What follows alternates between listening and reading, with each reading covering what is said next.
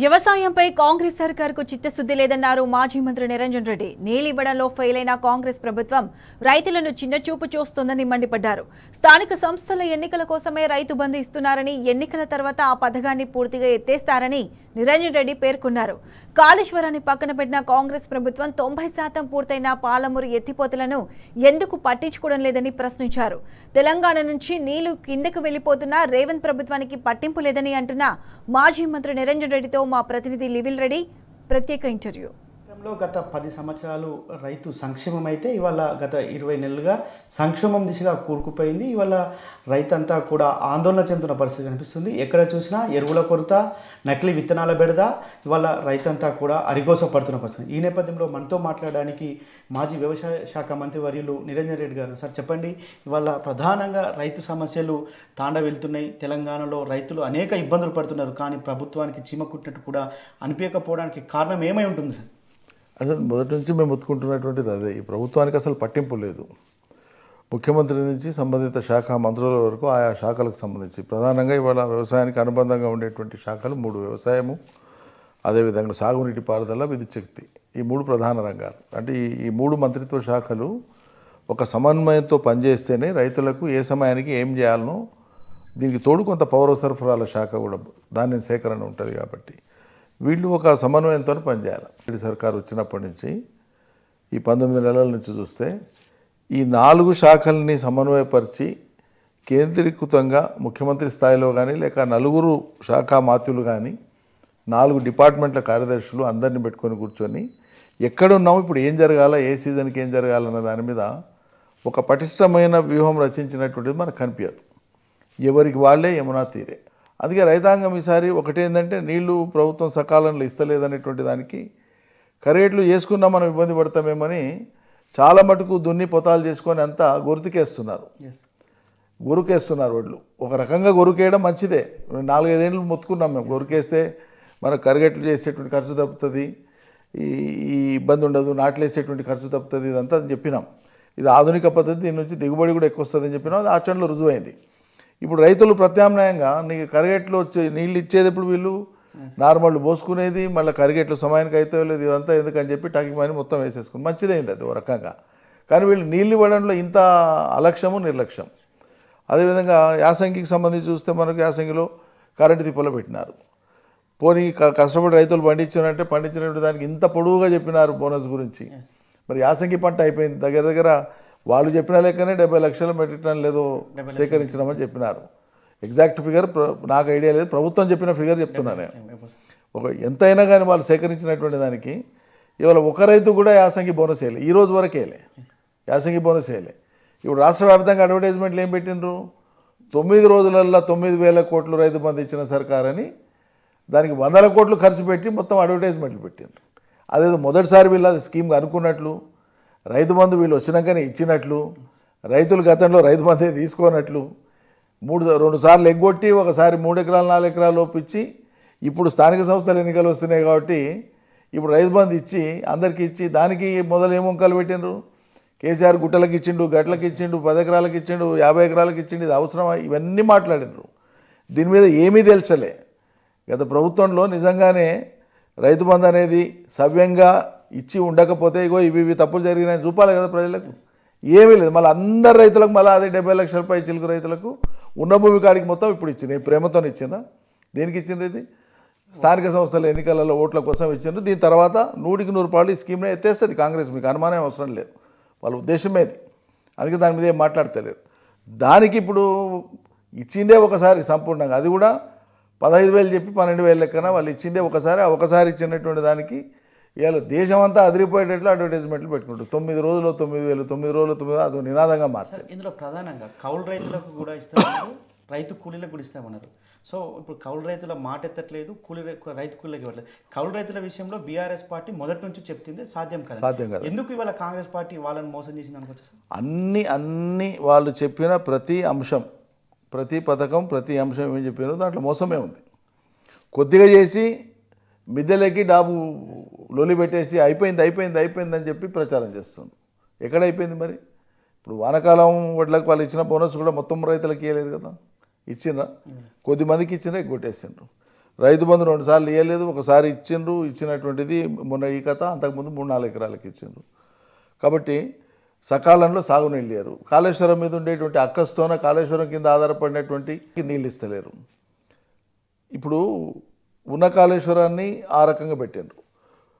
త్వరగా పూర్తి చేసి నీళ్ళు ఇవ్వాల్సినటువంటి పాలమూరు రంగారెడ్డి దాదాపు 90% పని పూర్తయింది, 85-90% పని పూర్తయింది. ఈ 19 నెలల కాలంలో తట్టెడు మట్టి తీయలే, ₹1 ఖర్చు పెట్టలే. అసలు ఏ కారణం చేత పని ఆపినరో లోకానికి చెప్పండి.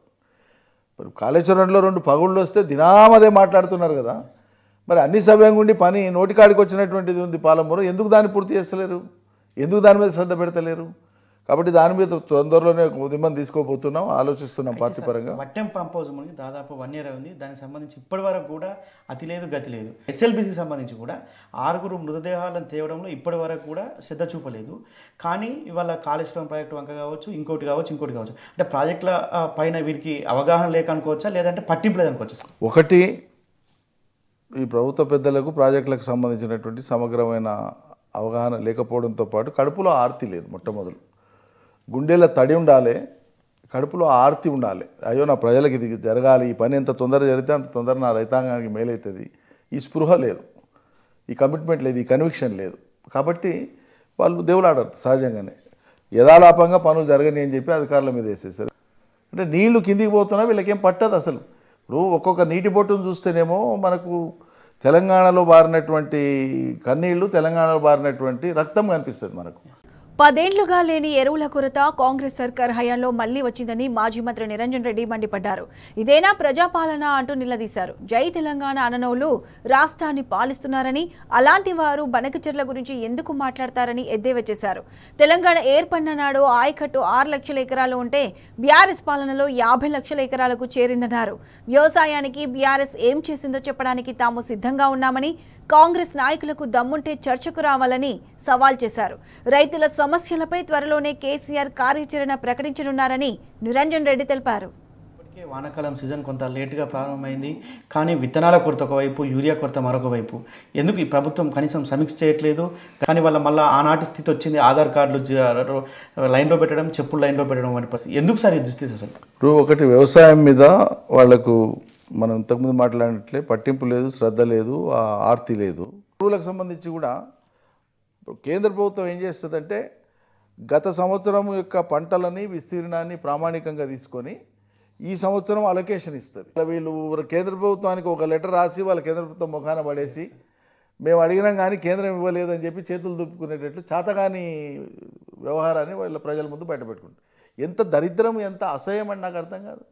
10 ఏళ్ల కాలంలో లేనిది కాంగ్రెస్ రాగానే, గతంలో కాంగ్రెస్ ఉన్నప్పుడు అదే కథ, మధ్యలో మనం చేసినప్పుడు లేదు. మళ్ళీ ఇప్పుడు కాంగ్రెస్ రాగానే ఎరువు బస్తాల కోసం పాస్బుక్లో లేకుంటే చెప్పులో లైన్లలో పెట్టి గంటల తరబడి, రోజుల తరబడి రైతులు పడిగాపులు కాసేటువంటి దుస్థితి ఎట్లా కల్పిస్తుంది? ప్రజాపాలన ఇదేనా? వ్యవసాయం పండుగ దీనికేనా మీరు వ్యవసాయ పండుగ చేసింది రాష్ట్ర ప్రభుత్వం? దీనికేనా? రైతుల యొక్క పాస్బుక్లు, చెప్పులు లైన్లలో పెట్టి ఎరువు బస్తాల కోసం, ఎదురు చూపుల కోసం, నకిలీ విత్తనాలు కొని మోసపోవడం కోసం, తర్వాత పంట అమ్మింది సర్కారు కొనుగోలు చేస్తే కొనుగోలులో రైతులకు కటింగ్ పెడతారా మీరు? తెలంగాణ రాష్ట్రం మొత్తంలో మొన్న పంట పండించినటువంటి, వరి ధాన్యం పండించినటువంటి ఏ ఒక్క రైతు కూడా నా ధాన్యం కటింగ్ లేకుండా తూకం ఈడ మేము ఎంత వేస్తే అంత మాకు పైసలు ఇచ్చిందని ఒక్క రైతుని చెప్పమనండి మొత్తం రాష్ట్రంలో. వేరే రైతులు కాదు, కాంగ్రెస్ పార్టీకి ఓటేసిన రైతులు లేదా కాంగ్రెస్ పార్టీ సభ్యత్వం ఉన్న రైతులను చెప్పానండి. మా కటింగ్ కాలేదు, మా ఒడ్లు యథాతథంగా వచ్చిన వాళ్ళే బతుకుంటున్నారు. అది ఇదేం దరిద్రమే బాబు, మాకు అర్థం కాదు. కటింగ్ ఎట్లా చేస్తారు అధికారులు? ఈ కటింగ్ చేసేటువంటి వాళ్లకు బహిరంగంగా మద్దతు ఇస్తారు. ఇది దుర్దశ, ఇది దుర్దినం. వాళ్ళ ప్రధానంగా బనకచెర్ల విషయంలో కాంగ్రెస్ పార్టీ పదే చెప్తుంది. అంటే బీఆర్ఎస్ పార్టీ పుణ్యమే ఇవాళ ఏపీకి అక్రమంగా నీటి దోసుకుపోవడానికి బీఆర్ఎస్ పార్టీ 10 ఏళ్ల పాలన అని చెప్తుంది. అంటే నిజానికి వాళ్ళ కాంగ్రెస్ ప్రభుత్వం ఏం చేయలేదంటారు సార్? బీఆర్ఎస్ పార్టీ పైన ఎందుకు నిందలు? వాళ్ళ చంద్రబాబు వాళ్ళకి ఇప్పుడు తెలంగాణ రాష్ట్రం మీదనే వాళ్ళకి మక్కువ లేదు, ప్రేమ లేదు. జై తెలంగాణ అననులు వాళ్ళ ఈ రాష్ట్రానికి ప్రభుత్వ పెద్దలుగా ఉన్నారు, అది దురదృష్టం. సాగునీటి ప్రాజెక్టుల మీద కనీసమైనటువంటి స్పృహ, అవగాహన వాళ్ళకి లేదు. గత ప్రభుత్వం మీద నిందలేయడం, దుమ్మెత్తిపోయడం సింపుల్ లాజిక్ అండి. తెలంగాణ రాష్ట్రం ఏర్పడే నాటికి కాంగ్రెస్ పార్టీ అంతకుముందు 10 ఏళ్ళు ఉన్నది అధికారంలో. ఓకే, 2014 కంటే ముందు 2004 నుంచి 2014 2014 నాడు మీరు అప్పచెప్పినప్పుడు డెవలప్ అయినటువంటి ఇరిగేషన్ ఆయకట్టు రికార్డులనే ఉంది కదా, ఎవరో చెప్పాల్సిన అవసరం లేదు. 6 లక్షల పైచిలకు ఎకరాలు మాత్రమే. మరి వాళ్ళ 50 లక్షల పైచిలకు ఎకరాలు మేము దిగిపోయినాడు డెవలప్డ్ ఆయకట్టే ఇచ్చినాం కదా. మరి ఇరిగేషన్ ప్రాజెక్టుల మీద మనసు పెట్టి పనిచేసింది మేమా మీరా? తర్వాత భవిష్యత్తు నీటి అవసరాలు, సాగునీటి అవసరాల కోసం రూపకల్పన చేసిన దాంట్లో తెలంగాణ ఉద్యమాన్ని నడిపి నీళ్ళ కోసమే, నదీ జలాల వాటా కోసమే, ఆ నీటి హక్కుల కోసమే ఉద్యమం నడిపి రాష్ట్రాన్ని తెచ్చినటువంటి కేసీఆర్ కంటే మీ పరిజ్ఞానం ఎక్కువ. కేసీఆర్ ఆంధ్రులకు దారాదత్తం చేసిన మీరు మనగాలి కాబట్టి మీరు కాపాడినరా? మాట్లాడనికేనన్నా సిగ్గు అనిపించాలి కదా. ఏం మాట్లాడుతున్నాం మనం అనేది. సార్, ప్రధానంగా ఇవాళ కేటీఆర్ కూడా ఒక సవాల్, అంటే నిన్న మొన్న వ్యవసాయానికి సంబంధించి 10 సంవత్సరాల్లో ఏం చేయలేదు, ఏమైనా చేస్తే చర్చకు రావాలి, కేటీఆర్ వస్తాడా కేసీఆర్ వస్తాడని చెప్పి చర్చకు పెడితే ఇవాళ కేటీఆర్ సవాల్ స్వీకరించారు. అంటే నిజంగానే గత 10 సంవత్సరాలు వ్యవసాయం శూన్యం అనుకోవచ్చా సార్, లేదంటే ఇప్పుడు 20 నెలల అద్భుతం అనుకోవచ్చా సార్? ఇప్పుడు ఈ 20 దీనికి జవాబు రైతులే చెప్తారు. ఇప్పుడు మన ఇంటర్వ్యూ చూస్తే రైతులు కూడా వాళ్ళే అనుకుంటారు. వచ్చినాక ఈ సర్కారు వచ్చినాక మొత్తం కుప్పగూలు చేసింది, మేము మా కర్మ అనుభవిస్తున్నాం అని చెప్పి రైతులే మాట్లాడుకుంటున్నారు. కేసీఆర్ కొద్దిసేపట్ల ఉండని నువ్వు శాసనసభ పెడతావా, లాల్ బహదూర్ స్టేడియంలో ఓపెన్ మీటింగ్ పెట్టి నేషనల్ స్టేట్ ఛానల్స్ మొత్తాన్ని పిలిచి, మీడియాని మొత్తాన్ని పిలిచి చర్చ పెడతావో పెట్టు, నువ్వు ఎన్ని గంటలు మాట్లాడతావో మాట్లాడు, నువ్వు నీ మంత్రులు మీ నాయకులు ఎవరైనా సరే అంతే టైము అన్ఇంటరప్టెడ్గా మాకియండి. రాష్ట్ర ప్రజలు వీక్షిస్తారు, వింటారు, వాళ్ళు న్యాయ నిర్ణీతలు, వాళ్ళు ఏ నిర్ణయం అనేది తీసుకొని వాళ్ళకి ఏర్పడే అభిప్రాయాలే ఫైనల్ అయితే దమ్ముంటే పెట్టండి అని చెప్పినాం. వాళ్ళు ఎవరు స్పందించలేదు. ఇప్పుడు మళ్ళీ ఏదో ముఖ్యమంత్రి మాట్లాడుతూ కేసీఆర్ ఎవరైనా సరే మరి కేటీఆర్ రెడీ అన్నాడు కదా, చూద్దాం మరి వస్తాడేమో ముఖ్యమంత్రి. సార్, చివరిగా ఇవాళ సాగునీటి ప్రాజెక్టుల విషయంలో కావచ్చు, అలా వ్యవసాయం సంబంధించి సంక్షేమం దిశగా ఉన్న వ్యవసాయం వల్ల సంక్షేమం తీసుకుపోయిన నేపథ్యంలో బీఆర్ఎస్ పార్టీ భవిష్యత్తులో ఏ విధమైన కార్యాచరణ ఉండనుంది, రాష్ట్ర రైతాంగాన్ని దృష్టిలో పెట్టుకొని ఎలా ముందుకెళ్ళున్నారు? గతంలో ఉద్యమం సమయంలో మీరు అనేక పోరాటాలు చేసి అన్నాడు రైతాంగానికి అండగా ఉన్న నేపథ్యంలో ఇవాళ మరొకసారి అలాంటి స్థితి నేపథ్యంలోనే ఏ విధంగా బీఆర్ఎస్ పార్టీ పోరాటం ఉన్నది? బీఆర్ఎస్ పార్టీ తెలంగాణ ప్రజల యొక్క శాశ్వత ప్రయోజనాలను దృష్టిలో పెట్టుకొని, ఈ ప్రాంత ప్రయోజనాలను దృష్టిలో పెట్టుకొని, ఈ ప్రాంత వ్యవసాయాన్ని దృష్టిలో పెట్టుకొని ఆలోచిస్తుంది. మాకు రాజకీయపరమైనటువంటి ప్రయోజనం ఏనాడు కూడా ప్రాధాన్యం కాదు, ప్రజల యొక్క భవిష్యత్తే ముఖ్యం మాకు. అందుకోసమే కేసీఆర్ గారు తొందరలోనే ఆయన కొంచెం ఆరోగ్యం కుదుట పడిన వెంటనే బహుశా రాబోయే 2-3 రోజుల తర్వాత ఎనీ మూమెంట్ వారే స్వయంగా వచ్చి రాష్ట్రంలో నెలకొన్నటువంటి పరిస్థితుల మీద బహిరంగంగా ప్రజలను ఉద్దేశించి ఆయన మాట్లాడతారు. దాని తర్వాత ఆయన కార్యాచరణ ప్రకటించే విషయమై కూడా వెల్లడిస్తారు. అంశాల వారీగా మేము దాని మీద అన్ని జిల్లాల్లో అన్ని ప్రాంతాల్లో ఒకే కాకుండా ఆయా ప్రాంతాలకు సంబంధించినటువంటి అంశాలు ఉన్నాయి. ఉదాహరణకు పాలమూరు రంగారెడ్డి కావచ్చు, అటుపోతే కాళేశ్వరం కావచ్చు, ఈ అంశాలను బేస్ చేసుకొని ఆయా జిల్లాల నాయకత్వంతో మాట్లాడి ఒక వ్యూహాన్ని రచించి ఒక ప్రోగ్రామ్ని అనౌన్స్ చేస్తాం. మేము 100% దీన్ని జనంలోకి తీసుకొని పోతాం. Sir, thank you sir. Thank you. ఇవాళ ఏదైతే తెలంగాణ రాష్ట్రంలో పూర్తిగా అస్తవ్యస్తమైన పరిస్థితుల నేపథ్యంలో ఖచ్చితంగా బీఆర్ఎస్ పార్టీ నాటి ఉద్యమం సమయంలో ఏ విధంగా అయితే పోరాటం చేసిందో ఆ పోరాట దిశగా మళ్ళొక్కసారి అడుగులు వేస్తాం. తెలంగాణ రైతుల లక్ష్యంగా తెలంగాణ రైతాంగానికి మేలు చేకూర్చే విధంగా బీఆర్ఎస్ పార్టీ పోరాటం ఉంటుంది. ఖచ్చితంగా బీఆర్ఎస్ అధినేత కేసీఆర్ కూడా ఇవాళ ఏదైతే సాగునీటి ప్రాజెక్టుల విషయంలో కావచ్చు, రైతాంగానికి మోసం చేసే విషయం అన్ని విషయాలకు కూడా కూలంకుషంగా చెప్పే ఆస్కారం ఉందని చెప్పేసి కూడా మాజీ వ్యవసాయ శాఖ మంత్రి నిరంజన్ రెడ్డి చెప్తున్న పరిస్థితి కనిపిస్తుంది. కెమెరా పర్సన్ చందుతో లివిల్ రెడ్డి, టీ న్యూస్, హైదరాబాద్.